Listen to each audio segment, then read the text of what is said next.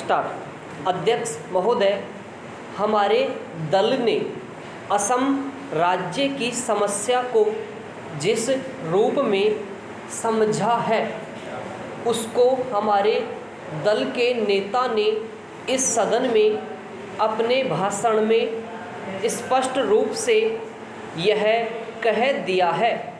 मैं फिर से इसी बात को दोहराना नहीं चाहता हूँ।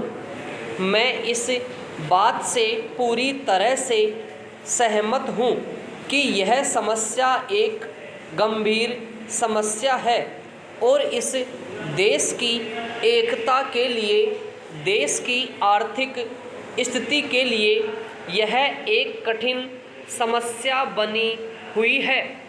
कुछ दल इस समस्या को और भी बढ़ाना चाहते हैं, इसमें कोई शक नहीं है, लेकिन हमारा दल और हम लोग इस बात के खिलाफ हैं। आप और हम भी यह जानते हैं कि कुछ विदेशी शक्तियां जिनकी चर्चा सदन में भी हो चुकी है, यह सभी काम कर रही हैं।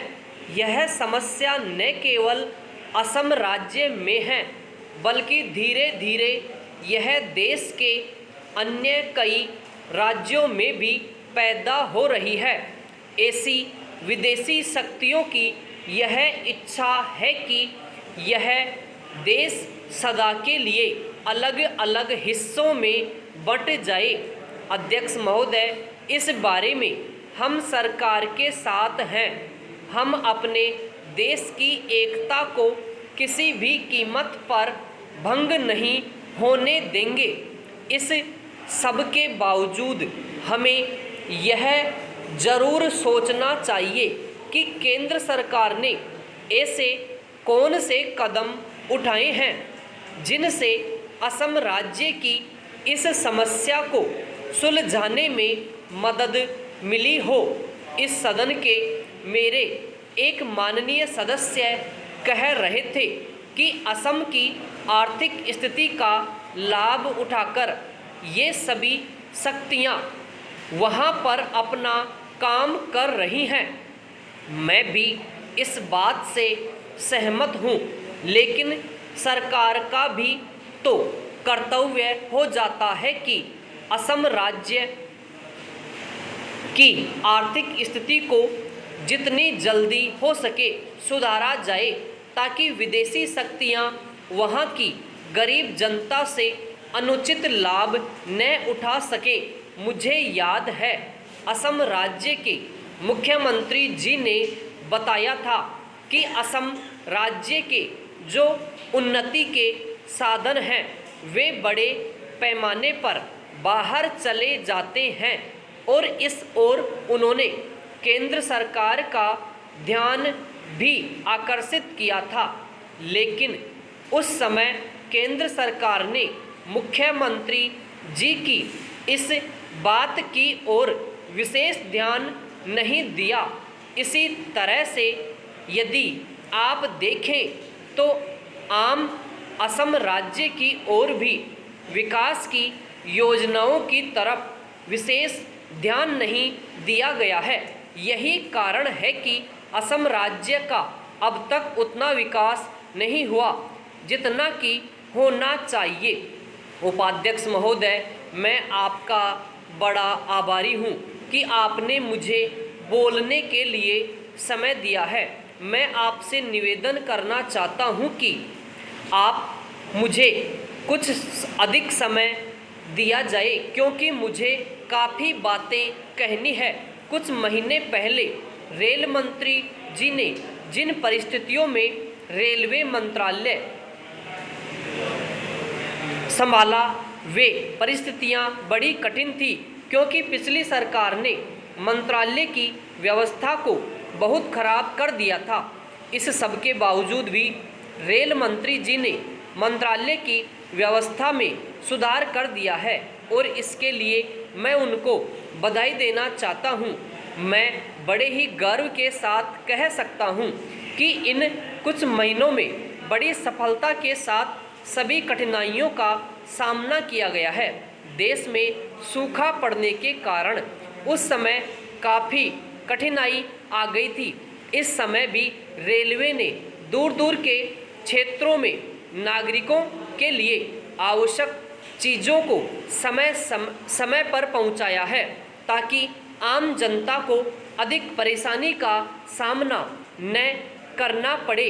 मैं भी यह बताना चाहता हूं कि बिहार के कुछ ऐसे क्षेत्रों में जहां पीने के पानी का बहुत अभाव हो चुका था, वहां पर भी रेलों द्वारा पीने के पानी को पहुंचाकर जनता को बहुत अधिक राहत पहुंचाई गई है। महोदय, मैं मंत्री महोदय को इस बात के लिए भी धन्यवाद देना चाहता हूं कि उन्होंने रेलवे का जो बजट प्रस्तुत किया है वह भी आम जनता को राहत पहुंचाने वाला बजट है और इस बजट का सारे देश में स्वागत किया जा रहा है।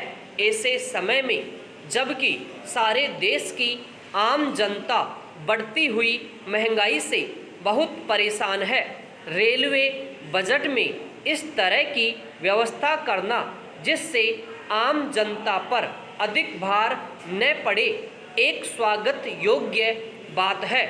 रेलवे विभाग में बढ़ते हुए भ्रष्टाचार को भी समाप्त करने का निर्णय किया गया है, जो मैं समझता हूँ सबसे आवश्यक बात है।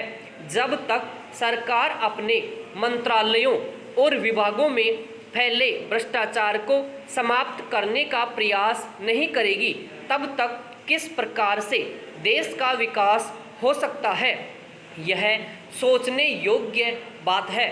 मैं रेल मंत्री जी से निवेदन करना चाहता हूं कि वे इस तरह की व्यवस्था करें जिससे भ्रष्टाचार को बढ़ाने वाले लोगों को ऐसी सज़ा दी जा सके ताकि भविष्य में कोई भी ऐसा कदम उठाने की हिम्मत न करे और मंत्रालय के काम में बाधा न पड़े।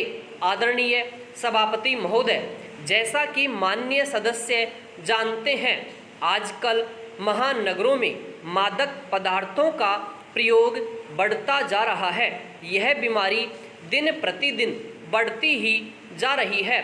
यहाँ तक अब तो शिक्षा संस्थानों में भी मादक पदार्थों के बढ़ते हुए प्रयोग से भयानक समस्या पैदा हो गई है। मेरा सरकार से निवेदन है कि इसके निदान के लिए युद्ध स्तर पर कार्य हो ताकि आज की युवा पीढ़ी इसके चंगुल से शीघ्र निकल सके। मैं समाज के हर वर्ग से अपील करता हूं कि वह सरकार का साथ दें ताकि समय रहते इस समस्या को हल किया जा सके, ताकि यह मर्ज काबू के बाहर न निकलने पाए। आखिर मादक पदार्थों के सेवन के पीछे क्या कारण है? क्यों अधिक से अधिक हमारी युवा पीढ़ी इसकी ओर भागती नजर आती है? मेरे विचार में इसका एकमात्र कारण यह है कि मादक पदार्थों का कारोबार सबसे पहले अधिक लाभदायक कारोबार है। कुछ अंतर्राष्ट्रीय गिरोह है, विशेषकर अमेरिका में बैठे लोग मानव जाति पर यह घातक प्रहार कर रहे हैं कि यहाँ तक कि पंजाब में तनाव उत्पन्न करने के लिए भी मादक पदार्थों के तस्करों से मिले धन का प्रयोग किया जा रहा है।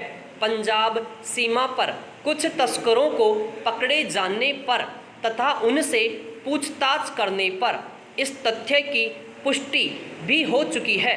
मेरा निवेदन भी है कि पुलिस व्यवस्था को इस संबंध में काफ़ी चौकस रहना चाहिए तथा वह मादक पदार्थों की मांग एवं पूर्ति की मात्रा पर कड़ी निगाह रखें।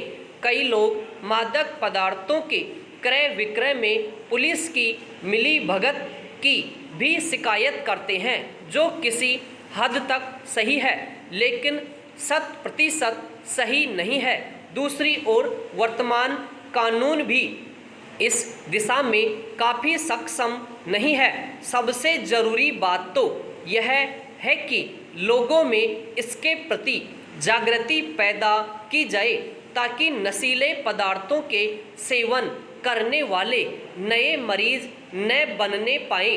इसके साथ साथ इस बात का भी ख्याल रखा जाए कि जो व्यक्ति इनके सेवन के आदती बन चुके हैं उनके इलाज की पूरी सुविधाएं अस्पतालों में उपलब्ध कराई जाए। अगर संभव हो तो इसके लिए अलग अस्पताल कायम किए जाएं जहां पर उनकी इस आदत को छुड़ाया जाए और उन पर पूरी निगाह रखी जाए ताकि अस्पताल से चले जाने के बाद भी वे इस आदत के दोबारा न शिकार बनने पाएं और एक अच्छा नागरिक बनकर अपना जीवन व्यतीत कर सकें।